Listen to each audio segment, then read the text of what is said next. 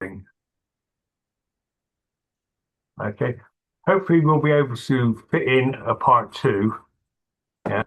If if you can stay on the line for about an hour and a half. I don't have any plans right now. If my dog's cool with it, I should be good with it. Oh yeah, it's important to make sure your dog is there with you.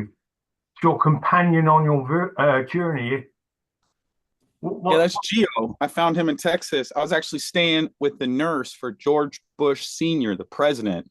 And the nurse let me stay at his bug out cabin for 6 months. And that's when I found my dog 5 years ago. Well, you say you found your dog. Where did you find your dog? He was just running around Houston, Texas with no collar, no RFID chip. And um, we became best friends after 3 days. Oh, and he's probably unvaccinated.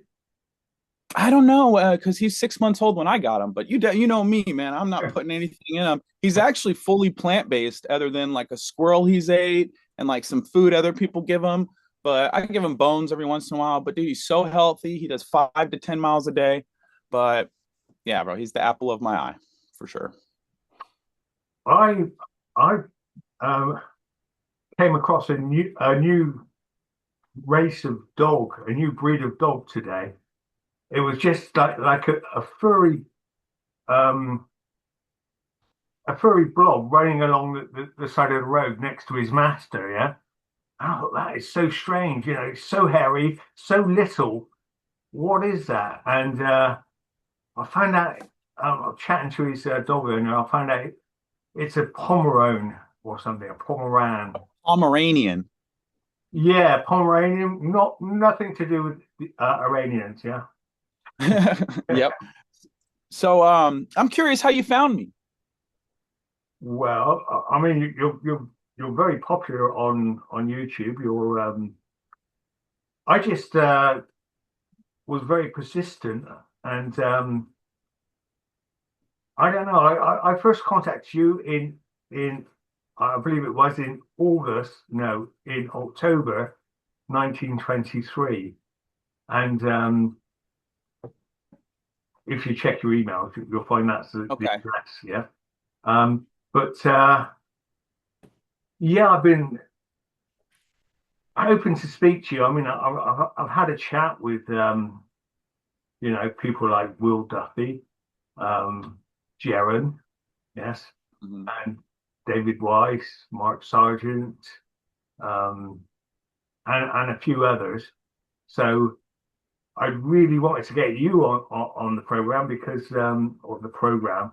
Yeah, I'm the host of the Spiritual Journey, and today it's Easter. It's just a wonderful way to celebrate Easter with somebody of like mind. Yes, because there's a lot of people out there that I think I came across a new biblical proof for flat Earth today. You know what where they say in the Bible that there will be a gashing of teeth. And yeah, gnashing or gashing, yeah, of teeth. Yeah, yeah. And that sounds so much like the Globers, you know. I was invited. I was invited to Dr. Shiva's webinar.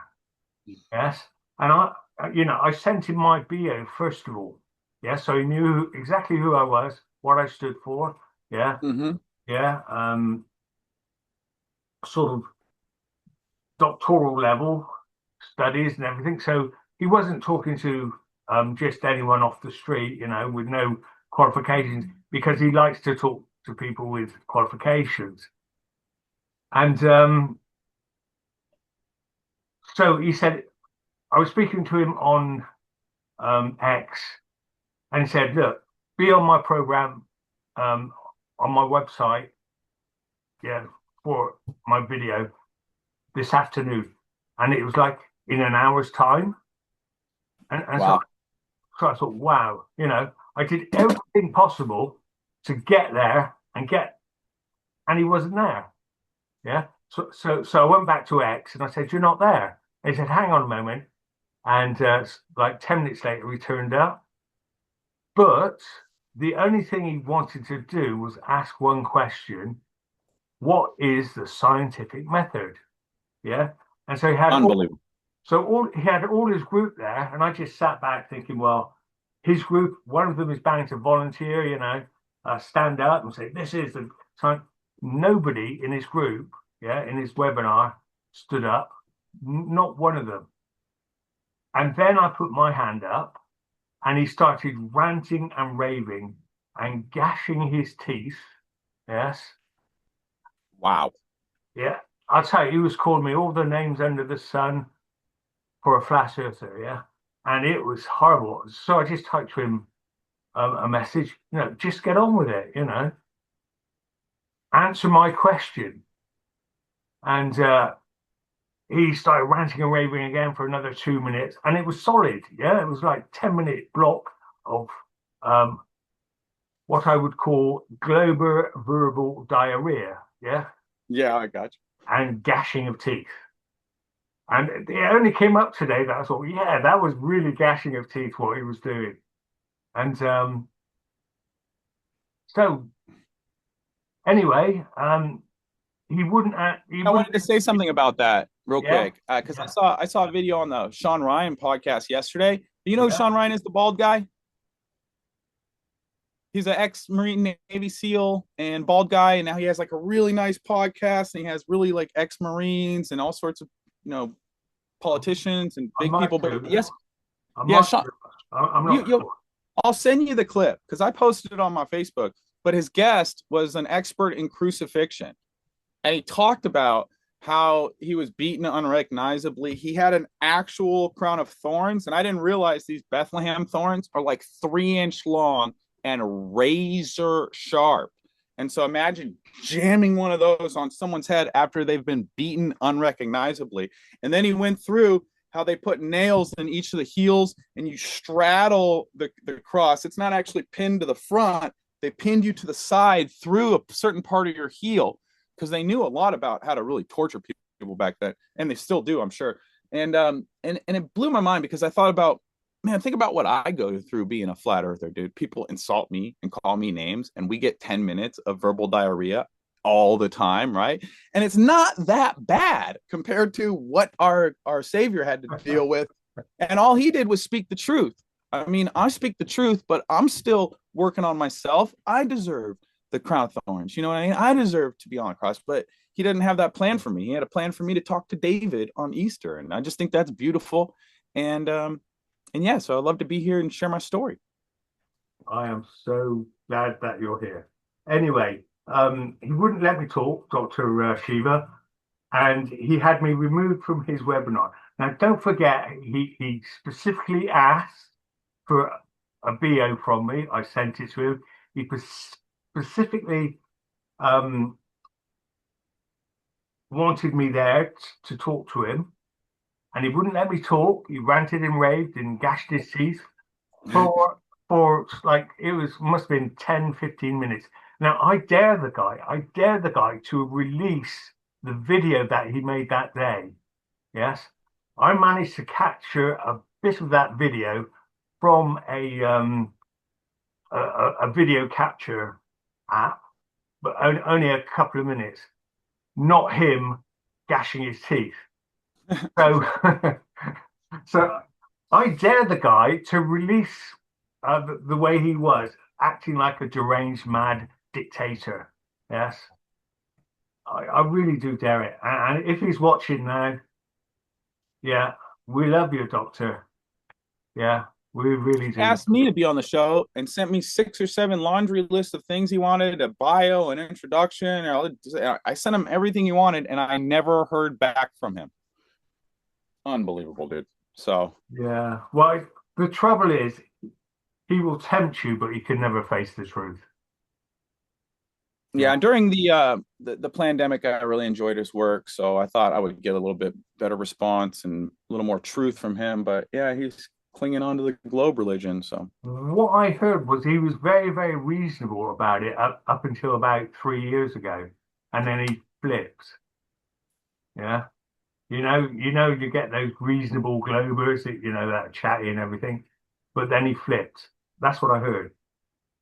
anyway, that's him. That's a sad story, really, because we had great hopes. He made a public announcement with David Weiss to to to host a summit to prove once and for all flat or round, flat or globe. Yeah, and he was, the, the his promise was that Dave could get 10 people, um, and he would get 10 scientists, MIT scientists, together, and they put them in a room and sort it out and find that experiment that would prove it once and for all.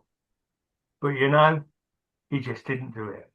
He I just don't know if he got the memo, but we already did that. Been there, got the T-shirt. So, but well, yeah, all right. Let's move on from Shiba. I'm done talking okay, about. That's okay. right. But it's interesting that they send and I'm talking about what they call the elite, yeah, those controlled by demons. Um, they send in Shiva to try and destroy the flat Earth, but he couldn't do it. Yeah. I haven't even seen the video he posted about the meetup. I haven't seen one. So Okay. Okay. So, yeah, let's forget Shiva. Yeah, not really worth talking about. Um, so my first question to you tonight, Nathan, is how did you get into flat Earth, and how is it how has it been over the past 11 years? Yes, and yeah, especially with your flat Earth group. Yes. yeah, of course. So how I got into flat Earth, I got to go way back to how I became Christian, to be honest, because I had my heart broken by my fiance, and all my friends were telling me to look in the Bible for answers. And I used to make fun of God and hold my finger up to him. And I thought that belief was kind of stupid because my reasoning was if you love someone, you don't put them super far away. That's what I thought. If God loves us, why would he put us billions of light years away from heaven? It couldn't make sense to me as a young teenager. And at 20, I started reading scripture and I could not put the book down for 5 years. I got into all the prophecy, like all the coding, the numerology, the gematria, the equidistant letter sequencing. And I found the Bible fascinating. It was an integrated messaging system from outside of our time domain. And so I became a Christian at 25 reluctantly. And then at about 30, I got fired from In-N-Out Burger. And I went to the beach to do some soul searching because I'm thinking, why am I such a loser that maybe 25, 27, but I was pretty young. And I'm thinking, how are you such a loser? You're not qualified to flip burgers. Well, And hang so I on. went to the beach. Perhaps they're just a nothing burger. So I went to the beach to do a little soul searching and talk to the creator. And that's when I met Michael Lavery. He was the one who told me about the earth being flat, but he waited, a handful of years to tell me because he didn't know himself. And we were studying steroidogenesis, neuroplasticity, applied neuroscience, like real advanced concepts. And he taught me a ton about the brain and biochemistry and biohacking and changed my entire life completely, top to bottom. And so, sorry, my brother's calling me. Let me tell him because I'm out in front of his house. Yeah, Jay, I'm doing a podcast with a friend in the UK. Oh, okay, right on. All right, man. I'll check in with you when it's done. All right, present. All right, later. Sorry about that. By I'm the just way, out of his by house. the way, I you didn't. look you look very cool with those glasses and a beard. I know the glasses are to to take away the light that's shining in your eyes. Yeah, I've got Well, it. yeah, I got a lot of glare. I'm in Yeah, St. I've got the glare. But the glasses are a good idea. Awesome. And also, so check this out. We're studying the brain, and he's the smartest guy I'd ever met. And one day he tells me, Nate, you ever look into flat Earth? And I thought, I can't call this guy stupid, right? So I said, what are some good proofs, Michael? Because we talk every day. He was like my second father. And he told me, look into the properties of water, look into the fact that nobody goes to space except the government. And then, Nathan, go look at the NASA photos. There's photoshopped clouds in the NASA photos. And that was the three things he told me. And that led me to 3 days of no sleep. Like I literally could not sleep. And then when I started sleeping, I'd wake up after 2 or 3 hours and I think of another proof like in my dreams. And I'd be like, okay, I woke up one morning and I was like, if satellites are real, how is Earth getting bombarded by meteorites and space dust, right? Like that doesn't make any sense. So now I couldn't be a crazy flat earther that believes in YouTube videos. I had to go to Best Buy and I bought the highest power zoom camera, which at the time was a P900. I got one right here. This one's actually converted to infrared, which is just the most phenomenal optical instrumentation for debunking the heliocentric global religion ever. Infrared is 3 times better than visible light, in my opinion. And I got the P1000 too, but the 900 infrared is magnitudes better for long distance observations and what flat earthers are trying to do. But I only had a 900 regular visible light. I went to the beach and I said, okay, at 10 miles, everything has to drop about 60 feet. That's the math. And so if I can see anything under 60 feet tall, 66.6 feet tall, to be specific, if I can see anything under that, there's problems with the math.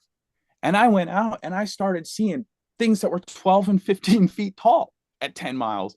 And I said, all right, well, there's problems with the math. The Bible says the earth is not a spinning globe, and they don't have any proof that it's moving, and the entire thing's comprised of cartoons. I said, I'm returning my camera. I'm a flat earther. I went home, told my parents. They looked at me like I was crazy and I needed money to go into hiding because I had just unalived someone.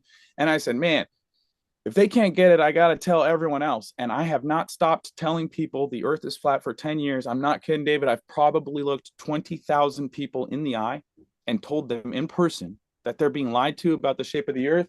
I have these Bible flyers so other people can tell people the earth is flat. That is so courageous. You know, that is so courageous. You look them in the eye and you live with the consequences.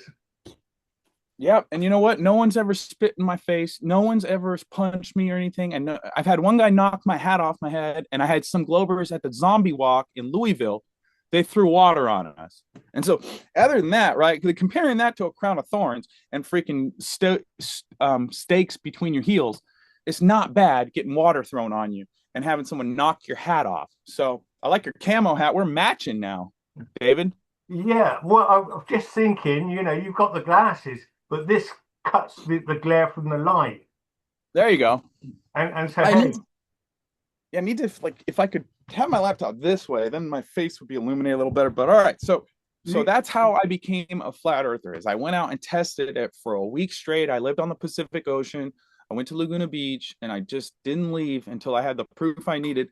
And then I didn't stop testing it like a crazy person, bro. I went to the Salton Sea. I went to the Lake Michigan. I went to Lake Pontchartrain. I went to the Atlantic Ocean. I did tests in South Korea when they invited me to speak. I did land surveying equipment in Denver. I did Lake Tahoe with a 200,000 lumen flashlight. We rented a private helicopter in Kenosha, and we could see Chicago from 51 miles away. And finally, David, I got to the point where I'd hear Einstein says doing the same thing over and over again is the definition of insanity. And I thought, man, I really got to stop testing the earth because I feel insane. Because is one of these lakes going to start curving eventually? How ridiculous is that? So, you know what I mean? I said, I'm done. And then I started comprising better tests. Okay, what if we could get a lighthouse a foot off the ground? Because Globers are always claiming that they're too high and they get around the curve of the earth. What if I could put a foot off the ground and beam that thing 20 miles across Lake Tahoe? And so I did that last year in June with 2 friends, Hugo and Clyde, and I have the highest power zoom flashlight or highest power lumen flashlight. And then I got a Fresnel lens, which is what the lighthouses use to take the cone of light and to turn it into a laser beam. And we projected that 20 miles over Lake Tahoe. There should have been 266 feet of curve. My light should have been obstructed at 1.2 miles, but we could see it not at 2.2 or 5.2 or 10.2, at 20 miles. It's like, how far could we have seen it if it was really clear and the lake was bigger? So I want to go to Lake Pontchartrain or Lake Titicaca in Peru. It's 100 miles wide, and it's almost 2.5 times the altitude of Lake Tahoe. Talk about a prime spot for doing an observation. You're at half the cruising altitude of an airplane. So you're going to have way less of the atmosphere attenuating, absorbing, reflecting the light, doing weird things with distortion. So I want to get there eventually. Hopefully I can get there in the next year or so, but that's my next test I'm looking forward to. That's the only test I'm going to do that doesn't make me feel insane for just going to a large body of water and seeing too far. That is too easy, guys. That is level 1 flat earth stuff. So yeah, well, yeah. I've been to Lake Baikal, But I mean, that's the biggest lake I've been to. That would be interesting to do some mirror flashes across that one. Yeah. Anyway, So yeah, continue with your story. It's amazing. okay, of course. So once I realized that this was on the internet, but it was being censored, I thought I'll start my own group. And um, and to be honest, one of the main reasons I started is I got kicked out of a beer group I was a big fan in. I participated in there a lot. I love that group, and they kicked me out. And I thought, man, if I could just get more followers than that group, and I could show them that their stupid beer group isn't as important as Flat Earth, I won. And within a few months, we had 10,000 people. And within a few more months, we had 20,000 people. And within a year, we had 50,000 people. And then I was getting on Netflix and all sorts of news articles. And they would say the name of the group. And for the next month straight, 1,000 people would join a day. And so there was times where I'd approve 1,000 members. And then I go to the member count and it would only go up 100 to 125 people. And I'm thinking, I just spent 4 hours looking at every profile, making sure it's a real person, making sure we're not going to get trolled by this account. And the group only goes up 100 people. So I wouldn't doubt if we had 500,000 people in the group, because they were definitely censoring how much of the group, the participation was taking place and how many people were in it. I mean, they had the algorithms down 10 years ago. How crazy is that, you know? So imagine what they're working on now. So yeah, and then how Flat Earth has exploded in the last 10 years, David, because once I started telling people Earth's flat, nobody knew. 10 years ago, nobody knew. And there's like a handful of people on the internet telling all their followers. And now, because of exponential growth, that has blossomed into every single day, David. I walk around and hand out flyers, right? The other day I handed a flyer to a guy and he says, "Nathan, you've stayed at my house before." And I said, "What?" And he goes, "Yeah, where's your dog?" And I said, "Where's my dog?" It's all on video on my TikTok.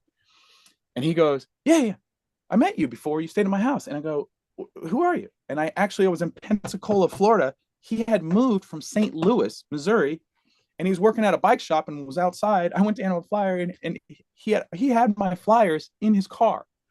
And so we are everywhere. That's my hashtag, David. Like, we got to be more open about it, especially if all they're going to do is knock our hat off and throw water on us. I think we're going to survive the ridicule of being a flat earther, right, David?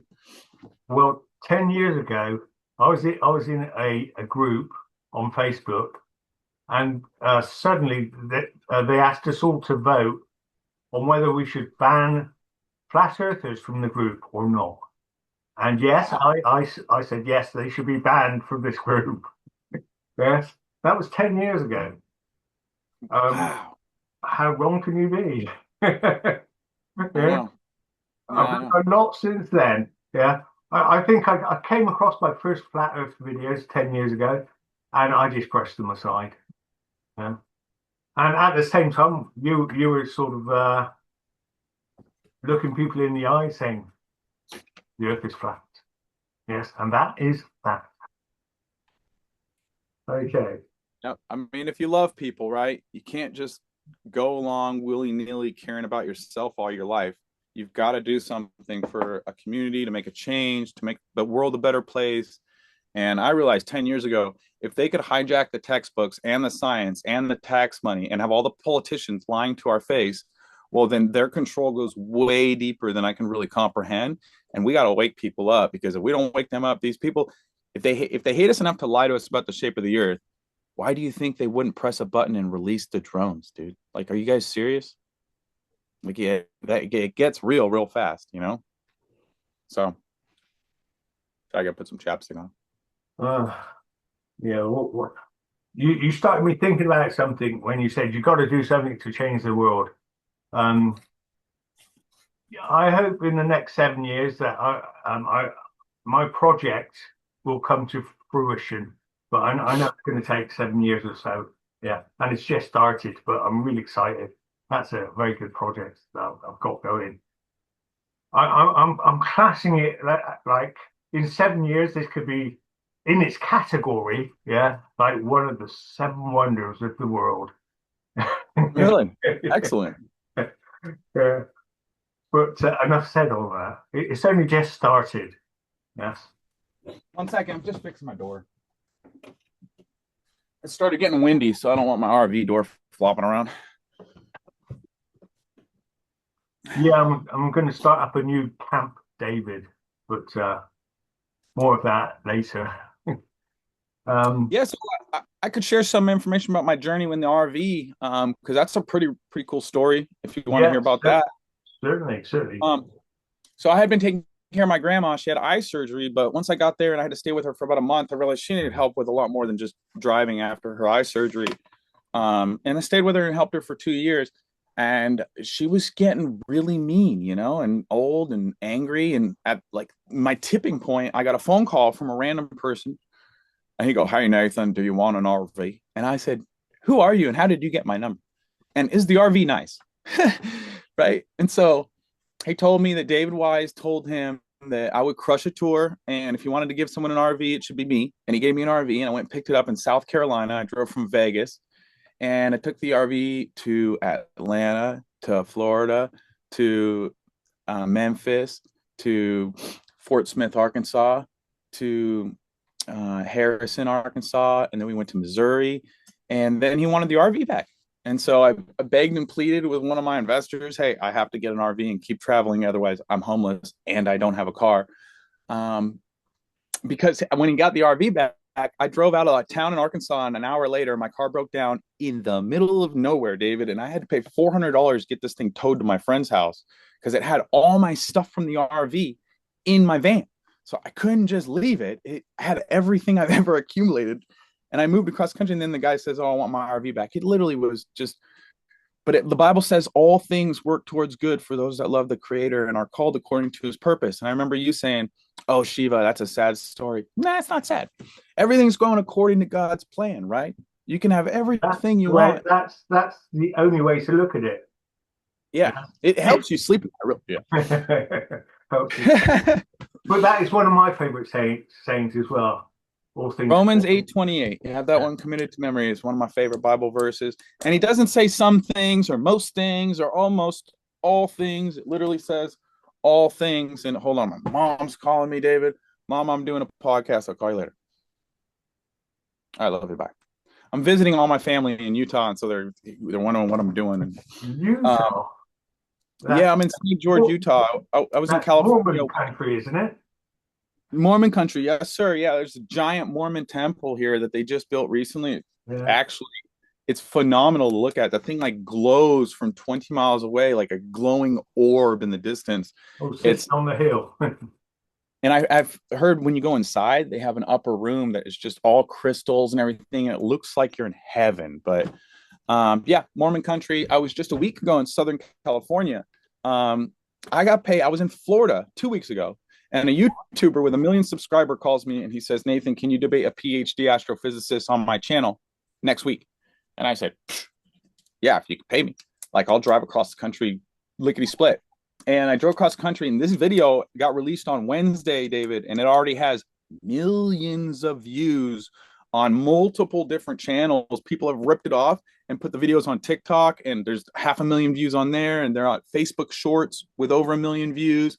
Now, the main video on YouTube is being censored. It only has like 45,000. It's not getting promoted in the algorithms because he's talking about flat Earth. I'll put a link for your video in the description box under this video. Excellent. Yeah. And anyone wants to find it real quick, just go to Jack Gordon and it'll be on his first video list. That's where it's at. But yeah. So, and then another thing is I collected and I distribute a thumb drive to people here in the States, David. And the thumb drive has tons of information. It's got over 500 books by 100 different authors from antiquity, like early 1900s, late 1800s, like, and then even farther back, it's got literature from Egyptian and Norse and Japanese and all these different ancient civilizations. And so the book content is insane. It's worth its weight in gold there. But then we have documentaries and all the videos, the NASA fakery, all the flat Earth proofs. My keynote speech is in there. We have. Oh, is that book they can read, not just titles? No, they're all digital files. And I'm working right now. I need to find someone who can help me get this thumb drive onto a digital download on the internet, so people can click and they can just buy the memes for $5. They can buy all the books for $20. They can get a package deal for everything. But this thing is loaded. It has flat Earth models, Tesla files. It has all the ancient books from the Bible that aren't in the King James, like Enoch and Jubilee, Jasher, the Apocrypha. It's fascinating. This thing's loaded. So when I go to Flat Earth meetups, I offer it to people, and then I sell them online. I'll mail them out too. So if anyone needs a thumb drive and they want to have a ton of knowledge, the largest collection of flat Earth information, and they do have some pandemic stuff on there, and a few other topics, but Bible stuff's in there, Tesla stuff, free energy stuff's in there. It's fascinating. I mean, you get lost in there for 12 months. So if anyone wants a thumb drive, let me know. flatearthflyers@gmail.com. It's one of the ways I get to travel around, do meetups and do debates, and I'm free for podcasts like this. And so thanks for having me, David. Thanks for letting me advertise that. Right. Okay. Well, I did get a thumb drive from America, and it was from Jaron. Yep. It was about the time he was in Antarctic. Got you. Yeah. The time he got real cold feet about flat Earth, and he's still got cold feet about flat Earth. It's amazing. But enough said about Jaron. Yes. Yeah. I always say the A team should never talk about the B team. So, Right. every great team has to cut players, and once they go down to the B team, they're not worth talking about. It's like network marketing. They said, don't talk about your problems to your team. Talk about your problems to your sponsors and your people above you, right? And so I talk about the B team with the A team if I have to talk about them, but not, I don't know. That's not part of my thing. I don't like going around talking about other people, to be honest. I got enough to say about myself, to be honest. And so you should have, yes. Right. What was it? So you should have, yes, after all the work, yeah, and I mean literally all the work you've put into this, and the way you've managed to assimilate everything and memorize everything that you've done. Yeah, I mean that is a most incredible task. Now, so yeah, let me talk about the work I've done real quick. So 12 states, 2 oceans, 2 continents. I've used infrared, lasers, land surveying equipment, rented private airplanes, private helicopters. I've debated NASA employees, PhD astrophysicists, pilots, done dozens of moderated debates on YouTube. And yeah, I'm just seeking the truth. And I think people need to know where they live so that they can understand that the Bible is a little bit more real than they might have thought yesterday. Funny you mentioned NASA. On my channel, I did an interview, a double interview with this guy. He was a NASA whistleblower. Yes, and so that's on my channel. Is his name David as well? Huh? Is his name David as well? I believe so. I think I know who you're talking about. He's a Jesus freak. Yes. Excellent. I love that. His program is all about being a Jesus freak. The way he's found Jesus and everything. He's just completely lit up with it, and he's lit up now with flat Earth as well. So that is a whistleblower, NASA whistleblower. Yes. I met one in person, David. Her name was Cindy Holland. She's got videos. She's very public on YouTube. But we hung out in person, and she had some crazy stories she used to tell me. She said at parties, some of the executives would tell her the Earth's flat, and she thought they were joking, but they were serious, or just kind of playing with her, toying with her to see like what she thought, what expression she would make, how she would respond. But also one time she said she was following the 2 dudes in the photography department. Now all their photography is developed by 2 dudes. And she said these were the nerdiest, weirdest dudes on the entire compound where she worked. So if they came out and exposed things, nobody would even listen to them because they're so weird, right? She was walking behind him in the hallway one time, and one guy looks at his friend, and he goes, "Man, can you believe people still think we landed on the moon?"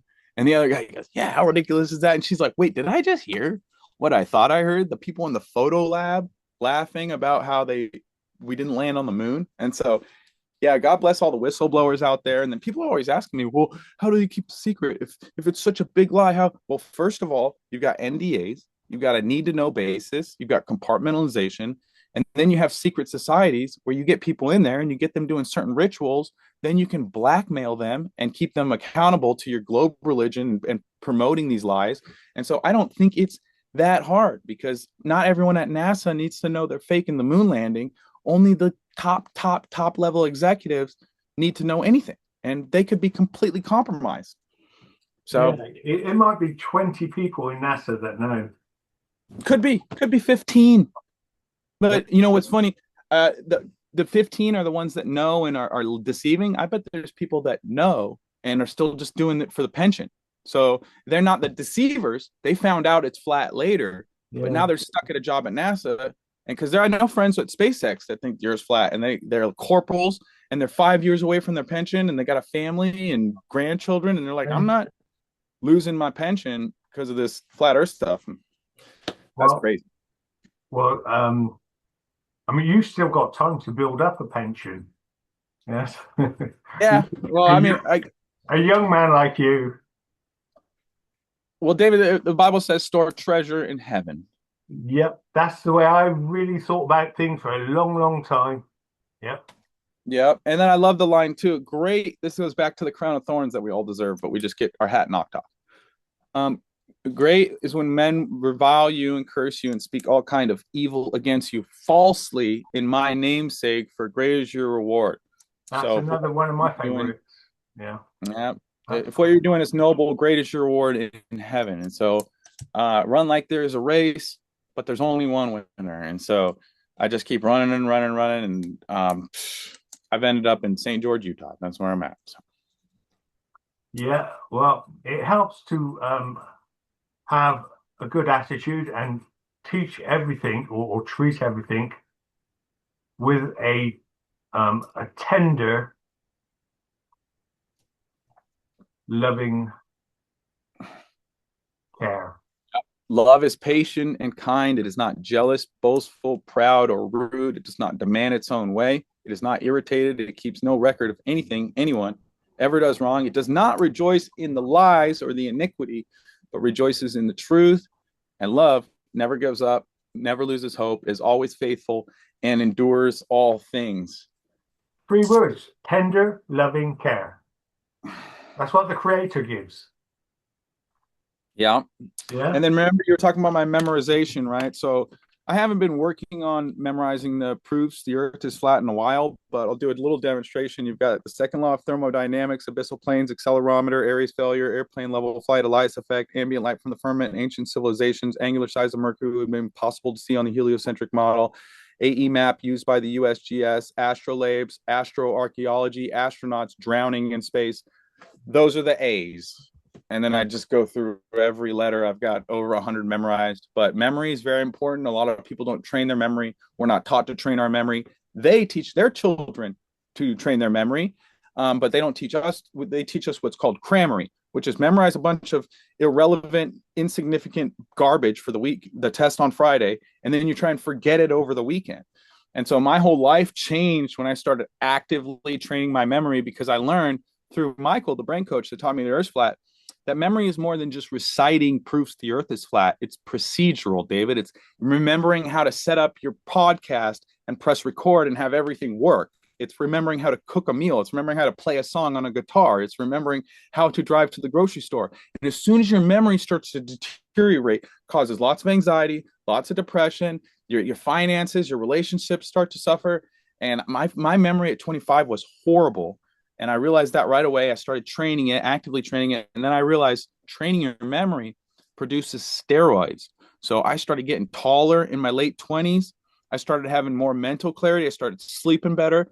And everything changed for me. So I want to recommend that to your audience. Now, this is going to cut off in just a few moments, 30 seconds. Yeah. So I'll send you another link and we'll continue with part 2. It'll take 10 minutes for it to click back in, but I'll be able to see you. What's the time now? Do you want to do a part 2 in like a week? Or you want to do it right now? Because I'd love to. What are we going to talk about? Maybe I can just be more prepared. Well, what we said was talk about.